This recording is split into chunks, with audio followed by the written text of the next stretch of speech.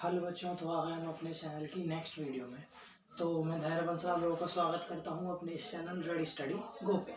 तो देखो, आज की वीडियो में हम बात क्या करने वाले हैं, एक बेसिक सा टॉपिक आया नया, रेशियो एंड प्रपोर्शंस। क्या? Ratio and proportions. अब मतलब क्या होता है इस वर्ड रेशियो का? तो ratio is basically it states dividing but in fraction form. अभी डेफिनेशन सुनकर आप लोगों कि क्या ही सुन लिया, मैं जब बताऊंगा तो बहुत ईजी लगेगा। तो मैंने डेफिनेशन भी कुछ बुकिश लैंग्वेज में लिखी, जनरल जो आप करोगे उस चीज के बारे में बताया कि basically it states dividing but in fraction form और how two quantities are related to each other. कि तो दो क्वांटिटीज हैं वो आपस में कैसे रिलेट कर रही हैं, ठीक है, उसको हम क्या बोलते हैं? रेशियो बोलते हैं। दैट इज बेसिकली यार रेशियो, उसको हम डिनोट करते हैं इस साइन से, जिसको आप इंग्लिश में कोलन भी कहते हो। Am I correct? ठीक है, यही साइन है कोलन का भी और यही हम रेशियो के लिए भी यूज करते हैं। इसका बेसिक मीन है डिवाइड करना, बट फ्रैक्शन फॉर्म में छोड़ देना। ठीक है, फ्रैक्शन फॉर्म में छोड़कर इसकी हेल्प से जब हम दो क्वांटिटीज को शो करके दिखाएंगे, this is what we call it as ratio. ठीक है, अब मैं कुछ एग्जांपल लेके आप लोगों को समझाता हूँ कि रेशियो से मैं कहना क्या चाहता हूँ। तो देखो, रेशियो का मतलब मैंने जैसे कि आपको बताया, जैसे अगर मैं आपसे एग्जांपल लूं, सिंपल एक क्वेश्चन आता है कि find the ratio of ratio of 2 kg and 4 kg. So to find the ratio you have to do nothing but just put 2 ऊपर 4 नीचे। और अगर ये कट पार है, एक बार का ध्यान रखना, रेशियो हमेशा सिंपलेस्ट फॉर्म में निकालते हैं। सिंपलेस्ट फॉर्म का मतलब क्या है कि अगर कोई कॉमन फैक्टर इन दोनों का है तो उसको काट दो और ये नंबर हम रेशनल नंबर्स, पहले मैंने वीडियो डाल रखी है, उसको ना समझ में आए वो उसमें से देख सकता है। रेशनल नंबर्स यानी कि हमको इनको को प्राइम फॉर्म में लिख देना है। रेशियो का तभी मतलब ढंग से बैठेगा जब हम इसको को प्राइम फॉर्म में लिखेंगे। आपको ratios almost of the time को प्राइम फॉर्म में ही मिलते हैं। ठीक है, कभी कभी दे देते हैं वो नॉर्मली जनरल भी just to confuse you, but mainly आपको को प्राइम फॉर्म को 2:4 कम देकर 1:2 का रेशियो ज्यादा देगा। ठीक है, तो ये मतलब इसका 2 1 2 2 2 4, तो आंसर वुड बी 1/2। बट इसको ऐसे ना लिखकर हम रेशियो, अगर वो रेशियो मांग रहा है कि फाइंड द रेशियो, तो आप इसको लिखोगे 1:2 वुड बी योर आंसर। ये मेरा क्या मतलब होता है? This is what I call it as ratio. Ratio का मतलब यही होता है कि जो जो क्वांटिटीज मेरे को दी गई हैं उनको इस फॉर्म में लिखना। अब मैंने बताया था कि दो क्वांटिटीज आपस में रिलेट करती हैं, कैसे रिलेट करती हैं वो बताता है। इसका मतलब ये है कि अगर एक क्वांटिटी 1 है तो दूसरी क्वांटिटी उसकी डबल है। समझो मेरी बात को, अगर एक क्वांटिटी 1 है एक तो दूसरी क्वांटिटी उसकी डबल है। चलो, इससे तो फिर भी थोड़ा सा कम क्लियरिटी मिलेगी। एक और क्वेश्चन देता हूँ जिसमें रेशियो थोड़ा डिफरेंट आना चाहिए।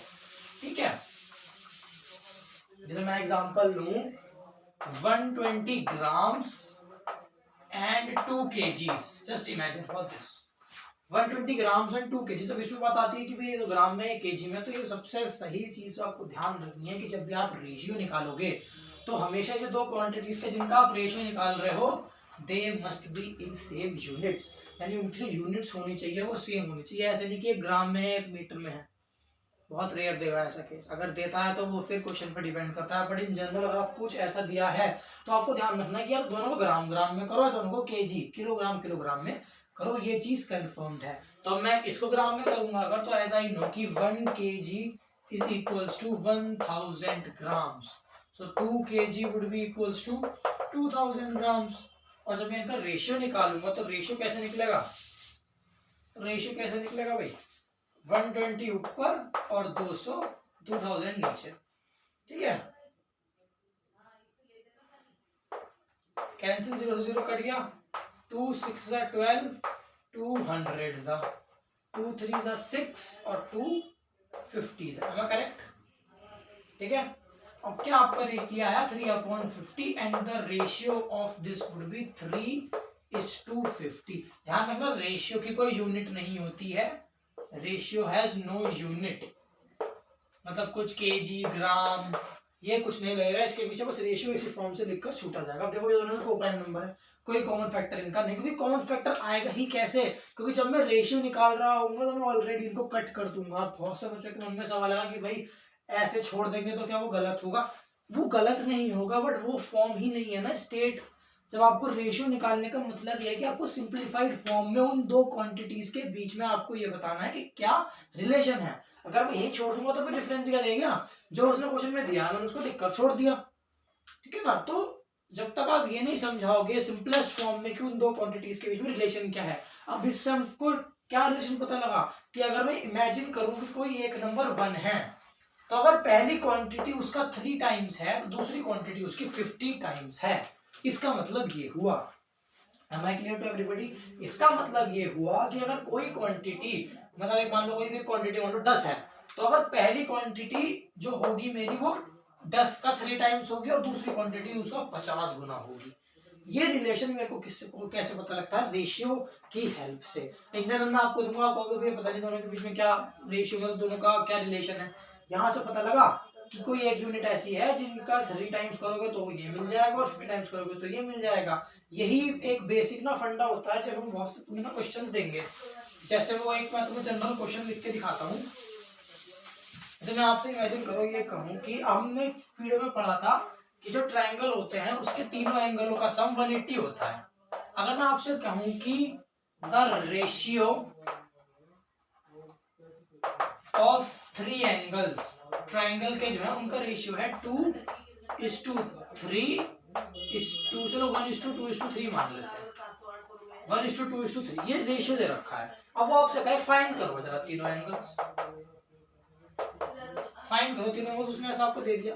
अब एक चीज का ध्यान रखना होगा कि जो रेशियो दिया गया है इसका मतलब है कि कुछ एक कॉमन चीज है, यानी ये तीनों वैल्यूज किसी एक चीज को ही रिप्रेजेंट करेगी। वो हमको पता है डिग्रीज यानी एंगल को रिप्रेजेंट कर रही है, पर ये तीनों वैल्यूज अगर हमको इंडिविजुअल चाहिए तो इन सब के बीच में कोई एक नंबर छुपा हुआ है। वो कौन सा नंबर होगा? जैसे हमने पीछे देखा था 120/200 का जब आपने काटा था 2000 को, तो ये था 6 2 नहीं जाएगा, 4 3 12 एंड 4 50 बेसिकली। अगर आप देखो तो किससे कटा? 3:50 का रेशियो आया है, यानी कि यहाँ मेरे पास 40 और 40, मैंने 40 को एग्जम्प्ट कर दिया, मैंने 40 को हटा दिया वहां से। तो ये जो 40 होगा, मुझे जब भी रेशियो दिया होगा तो मुझे बेसिकली इस 40 की वैल्यू फाइंड आउट करनी है, यानी कि मुझे उस चीज की वैल्यू फाइंड आउट करनी है जिसको मैंने इन चीजों को सिंप्लीफाई करते टाइम काट दिया था। ये मुझे उसकी वैल्यू फाइंड आउट करनी है। उसकी वैल्यू फाइंड आउट क्या करते हैं हम, क्या मानते हैं कि लेट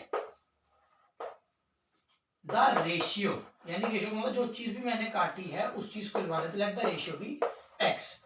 जो मेन पोर्शन है जो आप लोगों ने काट दे, जिनकी वजह से आपने इसको इस तरह से रिप्रेजेंट किया वो एक्स है।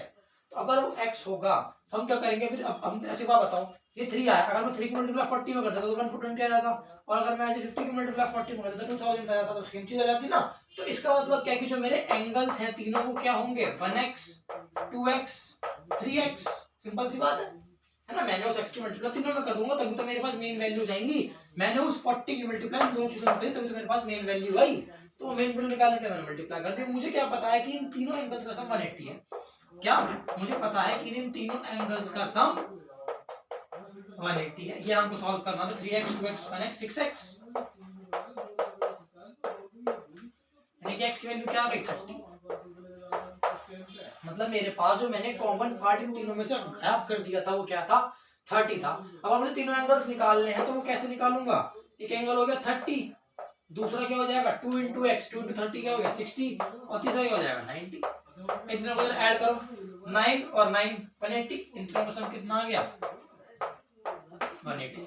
इसी तरह से मैं रेशियो के जो और भी कई सारे क्वेश्चन जो भी होते हैं वो मैं इसी तरह से सॉल्व करते हैं हम लोग। ये आपको मैंने बेसिक फंडा बताया कि रेशियो का मतलब होता क्या है। ठीक है, अब हम बात करने वाले प्रपोर्शंस के बारे में।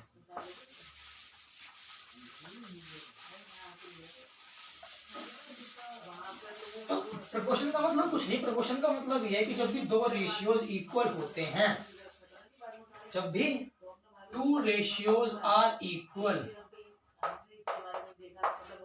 तो वो प्रपोर्शन में है। इसका मतलब ये है क्या? जब भी दो रेशियो बराबर होते हैं तो हम क्या बोल देते हैं कि वो दोनों प्रपोर्शन में हैं, यानी कि दोनों रेशियो जो है वो बराबर हैं, एक जैसे हैं।